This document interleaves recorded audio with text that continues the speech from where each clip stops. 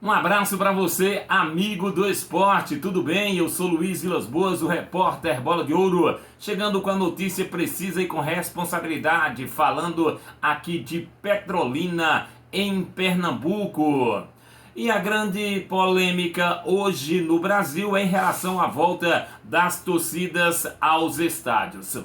No Brasil, das 20 equipes que disputam o Campeonato Brasileiro da Série A, o Flamengo é apenas a equipe que mantém firme a posição de pedir a volta da torcida. O Flamengo já conseguiu no STJ a liberação da volta da torcida. Conseguiu também a liberação por parte da Prefeitura do Rio de Janeiro. Porém, há um impasse em relação a isso.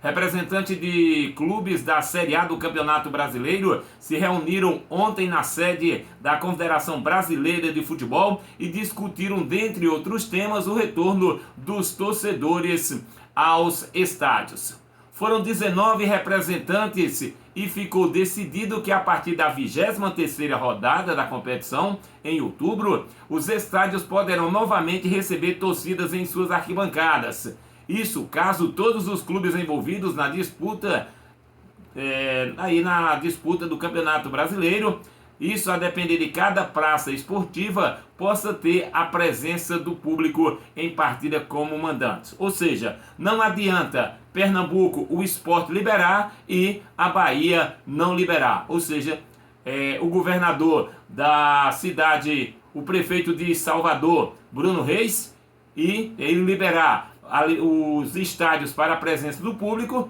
o prefeito Bruno Reis, que é aqui da cidade de Petrolina, o prefeito de Salvador, Salvador libera.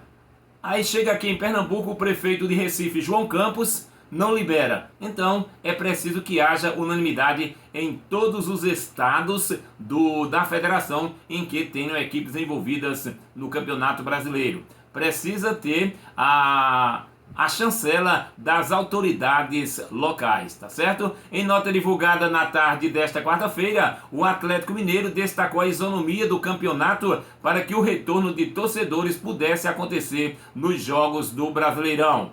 Os jogos poderão voltar a ter torcida a partir da 23ª rodada, que acontecerá no início de outubro, como a gente falou agora há pouco, e esse acordo está condicionado à permissão das autoridades locais para que todos os clubes participantes da Série A tenham a mesma prorrogativa.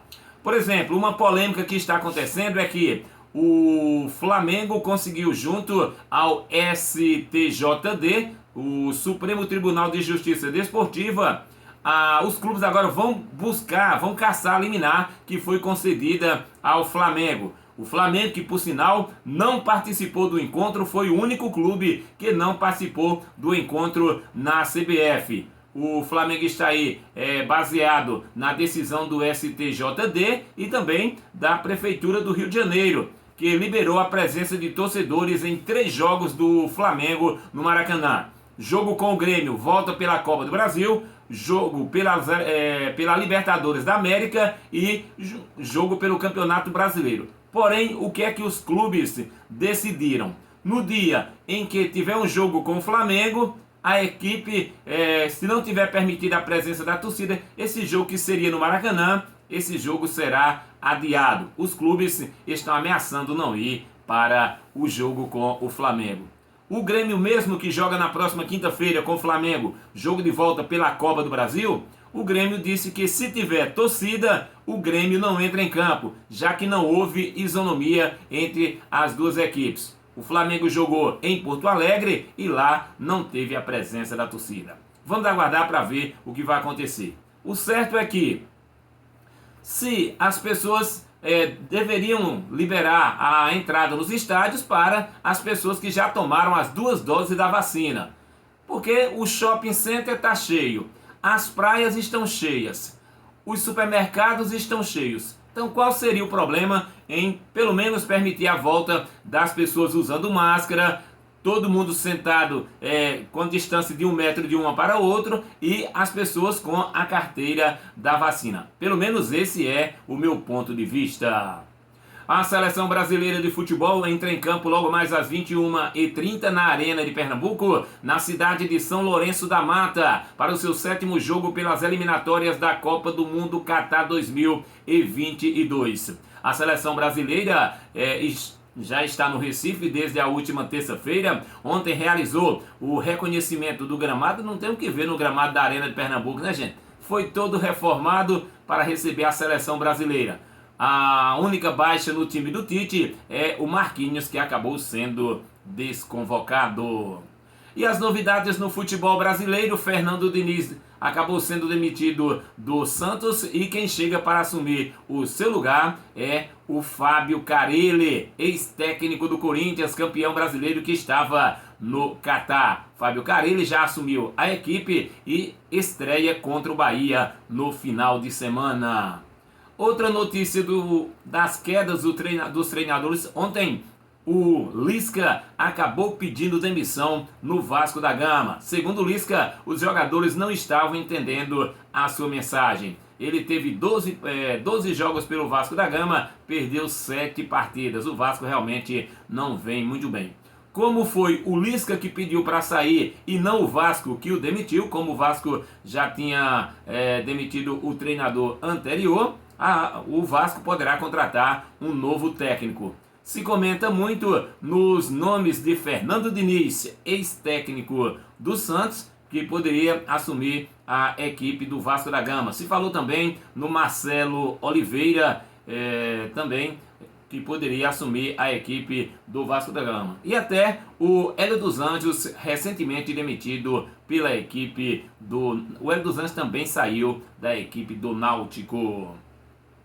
Olha, vamos dar destaque agora à equipe da Juazeirense. O time já viajou com destino a Fortaleza, no Ceará, para o jogo do próximo sábado pelo Campeonato Brasileiro da Série D. A partir de agora é a fase de mata-mata. A Juazeirense viajou nesta quarta-feira para Fortaleza, onde irá se preparar para o primeiro jogo da segunda fase da Série D do Campeonato Brasileiro diante do Atlético Cearense. O jogo que acontecerá na cidade de Horizonte, que fica a 50 quilômetros da cidade de Fortaleza, da capital alencarina. Silvio e Ian, que se recuperaram da Covid, estão de volta ao grupo, assim como Felipe Jacaré, que estava suspenso. Clebson e Vaguinho, machucados, estão novamente vetados. Sapé e Valdir, com desconforto muscular, não foram convocados. Tauan, autor do gol no empate diante do Itabaiana, falou das dificuldades que a Juazeirense vai continuar tendo, porque a partir de agora é mata-mata até conseguir o principal objetivo, que é chegar à Série C em 2022. A Juazeirense enfrenta o Atlético Cearense neste sábado às 3 horas da tarde no estádio Domingão. E em relação aos clubes de Petrolina, 1º de Maio e Petrolina continuam se preparando para o próximo jogo pelo Campeonato Pernambucano da Série A. Na verdade, o 1º de Maio folga no final de semana, enquanto que o Petrolina recebe aqui no estádio Paulo Coelho a equipe do Caruaru City, que venceu na estreia o Pesqueira pelo placar de 3-1. O que vai sobrar para o 1º de Maio é observar como joga o Caruaru City, já que é uma base do Retrô do Recife e será o próximo aniversário do 1º de Maio. Grande abraço, continue nos acompanhando em Luiz Vilas Boas Oficial.